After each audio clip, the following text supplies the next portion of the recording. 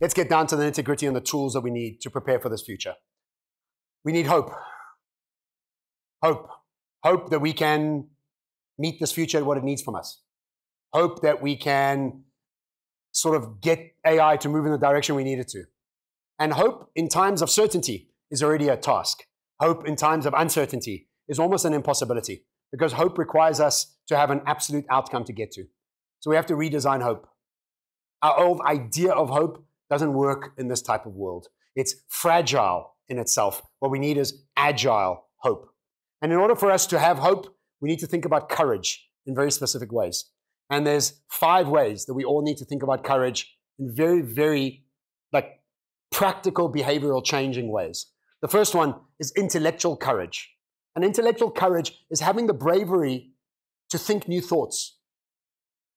And it might sound easy, but you go and have new thoughts about a subject that you've always thought about something in the same way, and try and have a new thought.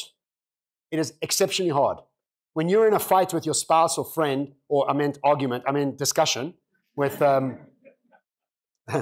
with your partner, for you to compromise, what you have to do is try to start thinking in new ways, which is a very, very tough thing to do. So intellectually, most of us are not courageous because we want to keep thinking the same thoughts.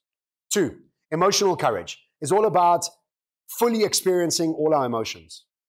When we don't experience our emotions, they show up as shadows. They show up as things that are destructive to the world. And so, like I said, you don't process sadness, it shows up as anger.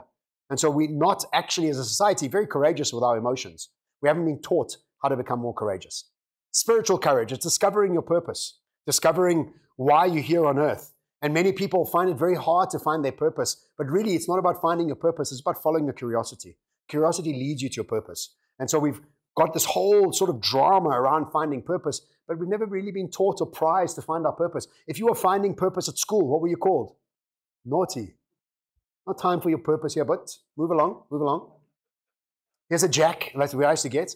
Then you have moral courage, which is doing the right thing when nobody's watching, which when we're in a state of survival, when we're in a high beta brainwave, when we're anxious, we don't care about morals. EY cheated on their ethical exams. They don't care. It's just about outcome because you're in survival mode. And then lastly, physical courage, which is the one we all do.